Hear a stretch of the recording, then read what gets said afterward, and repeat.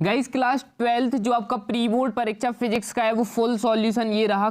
ये पहले भी अपलोड कर चुके थे लेकिन काफ़ी बच्चों को सॉल्यूशन मिल नहीं रहा था, तो ये फुल सॉल्यूशन रहा। फर्स्ट का है, अपन को यहाँ से देख लेना है आपको। फर्स्ट का है आपका सेट ए का है गाइस ये, ठीक है। सेट ए का पहले का है 90 डिग्री, दूसरे का है मुक्त इलेक्ट्रॉन, तीसरे का हेनरी, चौथे का बैगनी, पांचवे का दृश्य प्रकाश, पांचवे का आपका आया नहीं था तो वो आप लोग देख लेना, ठीक है। नहीं तो टेलीग्राम पर अपलोड कर देंगे, अब वहां पर ज्वाइन हो जाओ। और छठवें का दृश्य प्रकाश, सातवें का बढ़ती है।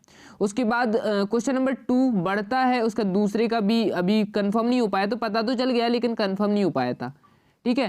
तीसरे वाले का हो जाएगा लगभग 4 गुनी हो जाती है, चौथे वाले का हो जाएगा विवर्तन, पांचवे का हो जाएगा तीव्रता, छठवें का प्रबल नाभिकीय बल, सातवें का बढ़ती है, ठीक है। उसके बाद क्वेश्चन नंबर 3 का इधर पे भी 12, थर्ड का परावैगनी, फिफ्थ का यहाँ पर अपन को समीकरण लिखना था तो ये लिख दिया 5hv बराबर थीटा 5 + k, एंड सिक्स्थ का 3, सातवें का a + v। उसके बाद ये सही जोड़ियाँ, आपको सही जोड़ियाँ बताते हैं। इसके बाद गाइज ये रही आप सभी की मैचिंग, ठीक है। तो आप लोग मैचिंग यहाँ से कर सकते हो यहाँ पर, एंड इसके बाद ये वाला मैचिंग, दोनों पार्ट्स हैं आपके। उसके बाद आ जाता है क्वेश्चन नंबर 5वां। क्वेश्चन नंबर 5वें का आंसर आपको ये रहा, तो आप लोग यहाँ से लिख सकते हो वैद्युत क्षेत्र या है ना, यहाँ पर ये जो या दिख रहा है, यहाँ से आपको आंसर लिखना है। मतलब ये 3 लाइन, अगर वो भी आंसर डेफिनेशन है लेकिन ये वाली ज़्यादा बेस्ट है। तो क्या है, वैद्युत क्षेत्र के किसी बिंदु पर स्थित एकांक धनावेश जितने बल का अनुभव करता है उसे उस बिंदु का वैद्युत क्षेत्र की तीव्रता कहते हैं। यह एक सदिश राशि है। ऐसा ही मात्रक ये रहा, विमीय सूत्र ये रहा। अथवा वाला भी आप सभी कर सकते हो। उसके बाद क्वेश्चन नंबर 6 एक न्यूमेरिकल है जिसमें एक सूत्र लगता है E बराबर, यानी कि धारा का E plus capital R plus small r। फिर अधिकतम धारा के लिए R बराबर 0 हो जाता है, तो I मैक्स यानी कि मैक्सिमम E/R, तो 12/0.4, तो 13 आ जाएगा आंसर, ठीक है। क्वेश्चन नंबर 7 होगा जहां पर आपको दोनों में से कोई एक करना है, तो यहाँ पर अपन लोग ऊपर वाला भी कर सकते हैं कि बायो-सैवर्ट का नियम कैसे कहते हैं।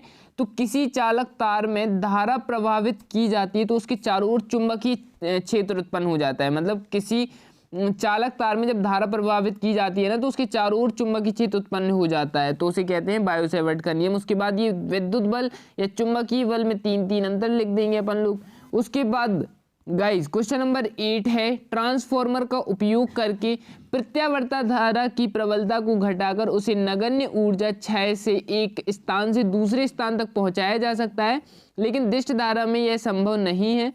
फिर उसके बाद लेंज का नियम भी आप इसी में कर सकते हो, ठीक है। क्वेश्चन नंबर 2 है 9 वाले का, अथवा आपको कर लेना है प्रिज्म का अपवर्तन, तो ये वाला हो जाएगा आपका, ठीक है। फिर उसके बाद 10वां कर लोगे, किसी धातु को गर्म करने पर उसकी सतह को इलेक्ट्रॉन निकलने की क्रिया को तापायनिक उत्सर्जन कहते हैं।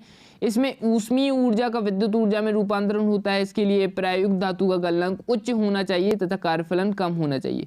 उसके बाद आपका ये अथवा का भी आंसर रहा, प्लस 11वां क्वेश्चन आपको ये रहा। फिर उसके बाद ये 12वां क्वेश्चन, स्क्रीनशॉट लेते चलिए। फिर है ये 13वां क्वेश्चन, ये पूरा इतना रहा, ठीक है। ये 13वां क्वेश्चन रहा पूरा।